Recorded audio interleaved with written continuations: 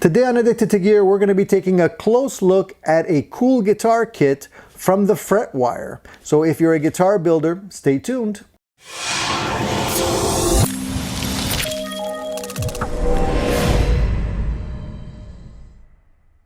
Guys, as you all know, one of my biggest passions is trying out new guitars and gear and sharing that information with you guys. I love playing guitar and I love just being around guitar, amplifiers, and gear. It's what I love. But I also like to build guitars, and I like to specifically build guitar kits. And today we're going to be taking a look at a very cool guitar kit from the Fretwire.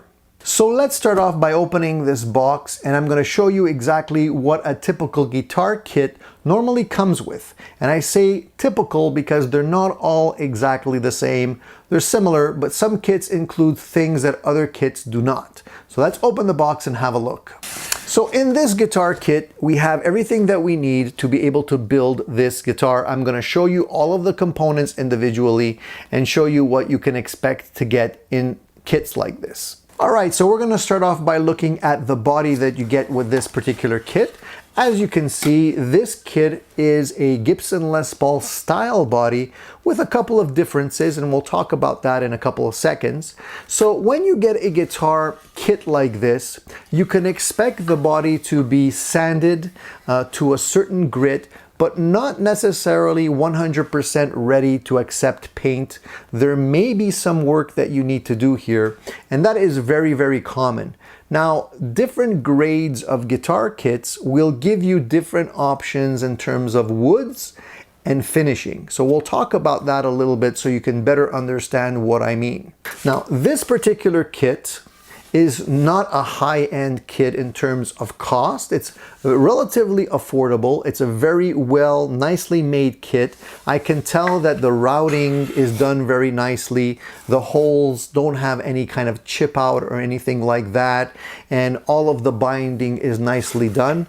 As well as the back here, you'll see that the grain is very nice. It's generally blemish free. There's nothing like knots or imperfections, and that's always super nice to see. You want to make sure when you get a kit that you don't have any unsightly blemishes that you need to worry about. Now, there will be some sanding involved when you have to finish the guitar kit, but that is something that we'll talk about maybe in another video, because finishing is a whole other art form. Today we're going to concentrate on the kit itself. So this kit has what we call a veneer top, and what that means is that the top wood that you see here, which is maple and has a little bit of flame to it, as you can see, is not a solid top. It's not a thick maple cap.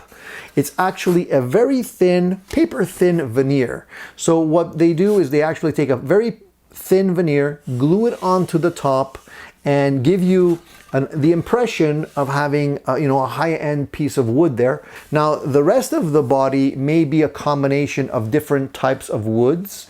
In this particular case, I can see that the back looks to be like a certain species of mahogany. I'm not really sure what species it is, but companies will use a variety of different materials, and usually higher end kits will specify exactly what types of woods you're getting in the kit. Okay, now this kit, this body particularly, is interesting to me because I always like the Les Paul shape. I like semi-cut guitars or single-cut guitars, and this one in particular I thought would be cool if we made one that had a single humbucker route in the bridge position and no pickup configuration in the neck, and beyond that have only a tone and a volume control here, and have a wraparound bridge instead of the bridge and the actual tailpiece.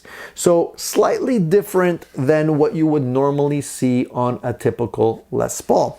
And I think that's going to be the interesting part of this kit. I'm going to make it my own. And that's usually a good way to approach a kit, is try to aim for something that's unique. Now, of course, the body is only one part of the kit. The neck is obviously very important as well. So let's have a look at what we get with the neck on this kit. All right, so the neck is obviously one of the more important parts of the kit, because if the neck is not finished properly, if the frets are not installed well, if we have buzzing or sharp edges, obviously it could render the kit unplayable. So in this case, the frets are installed very nicely. I can see that they're polished. They don't require too much work in terms of the ends. They may require a fret leveling. That is something that remains to be seen once we have the guitar put together. And oftentimes, obviously, because it's a kit and you're putting everything together, you have to expect to do a certain degree of setup on the guitar, and that may require some fret work. So if you're not comfortable with that, you might want to consider that a little bit more before you end up purchasing a guitar kit. Now, the interesting thing here about the heel of this neck is the fact that it's actually keyed. And what I mean by that is it's kind of dummy proof. You can only put it in one direction. Not that you'll get that wrong, but this also makes for a tighter joint when you put it in the neck, and allows everything to fit very snugly.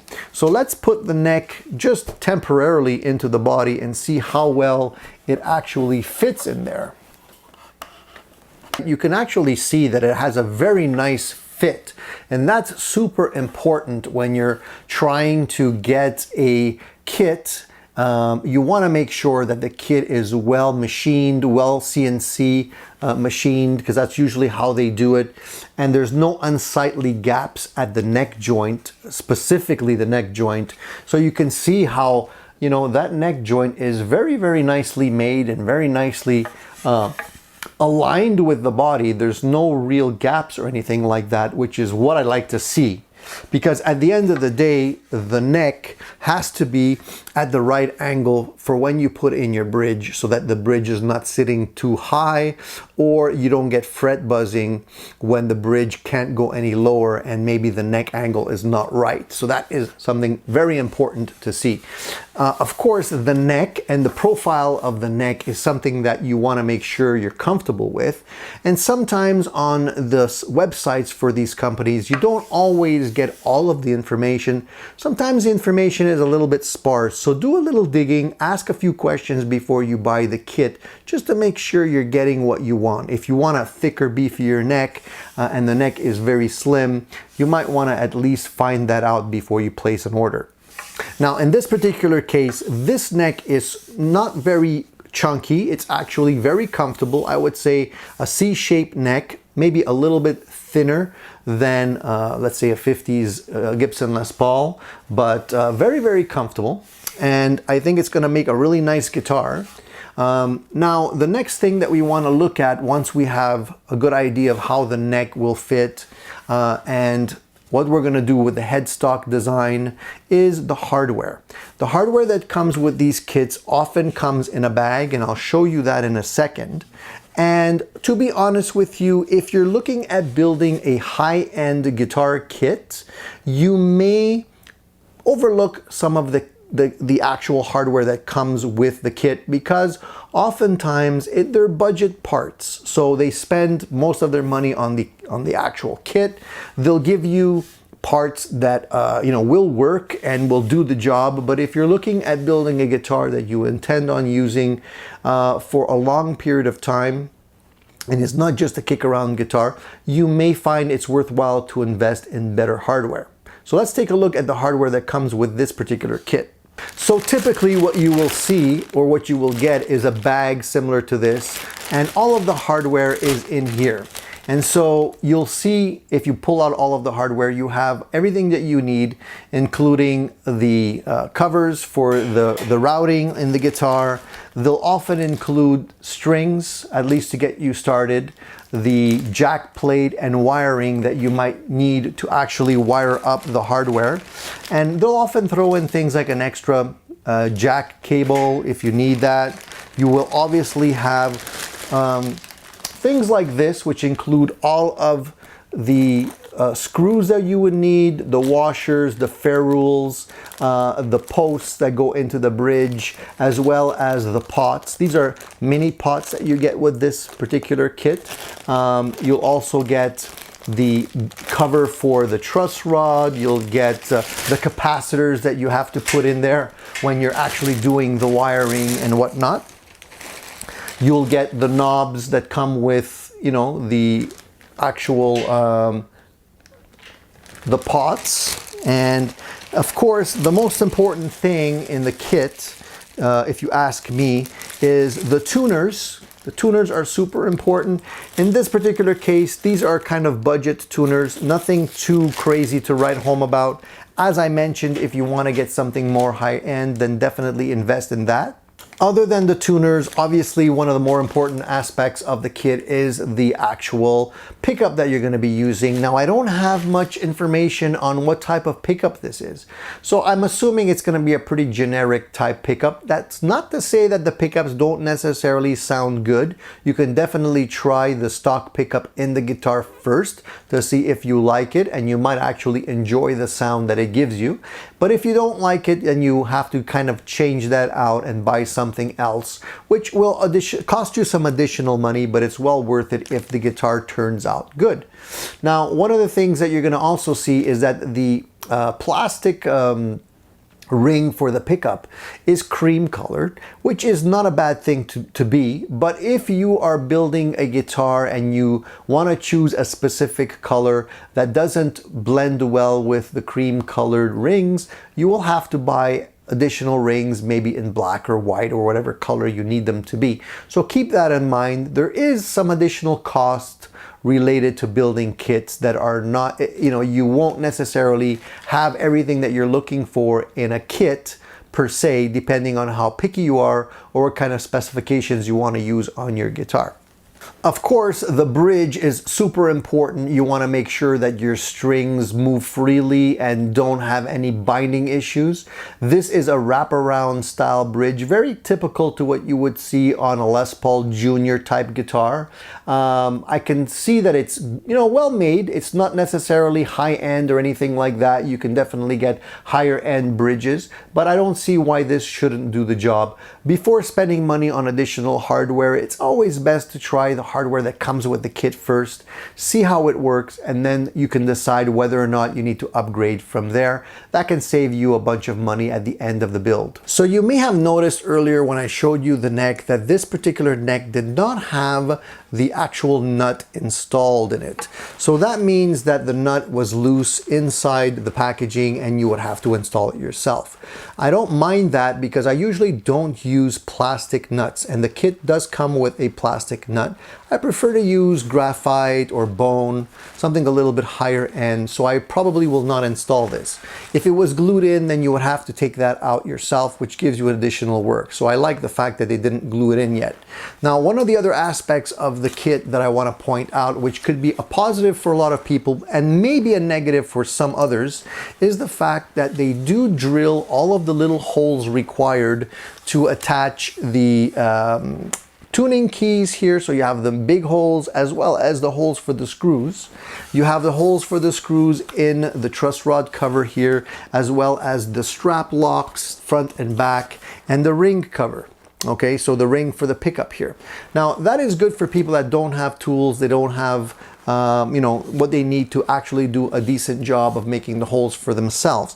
Now the issue is, however, if you don't want to or intend to use the hardware that comes with the kit, the fact that these holes are already installed would mean that you may have some unsightly holes that will not match up to your new hardware, and that's typically what you would see in tuners, for example.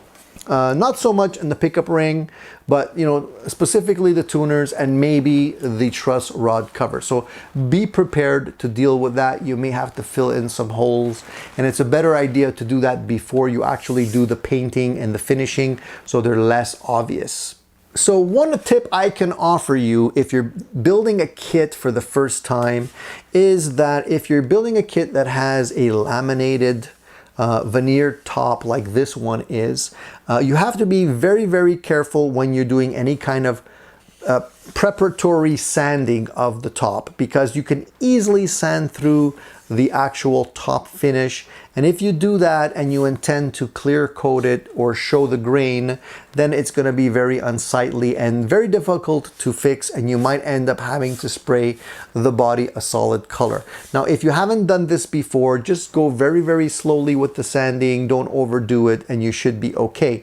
If you do happen to sand through, you can always, as I mentioned, go with a solid color and, you know, just be happy with that. That is the beauty of building these kits. It's the challenge of fixing any issues that arise while you're doing the build. It's sort of like building a model kit, and you know, at the end of the day, you have to make it yours, but there's always going to be a few surprises along the way. So I haven't really decided how I'm gonna do the actual finishing on this guitar yet. I'd like to see the grain and keep the colors of the wood exposed because they are really nice. Both the neck and the body, front and back. I don't see any issues why I would want to hide this lovely grain. So I might try that and see how that works out. And if it doesn't work out well, I can always go to plan B and we'll see how that turns out. I want to thank the Fretwire for doing such a good job with this kit. It wasn't very expensive, and I could see that I'm going to have a lot of fun building this over the winter and end up with a pretty cool, unique guitar by the summertime that I will enjoy, I'm sure. The other thing about this kit is that it's not heavy. The actual body is actually pretty light, and I like that because I like guitars that are a little bit more on the light side. So if you're trying to build a kit for the first time, it'll be a challenging exercise in patience for sure, but it actually is very addictive. And once you build one guitar kit for yourself, you would want to build another and another and another because it's a whole lot of fun. So if you're looking at this particular kit from the Fretwire, you can reach out to them. I'll put the link down below to their website. You can check out the rest of the kits that they offer, and they do have a wide variety of kits available. And speak to them if you want any detailed information on the kits. But if you have any questions for me, feel free to ask your questions below. I'll be happy to answer them. So I'll definitely keep everybody posted as the build progresses. I'll let you know how things are turning out, and I'll show you updates from time to time. For any of you interested in seeing the end results, I will definitely do a full build review once I have it all together and everything is ready to rock.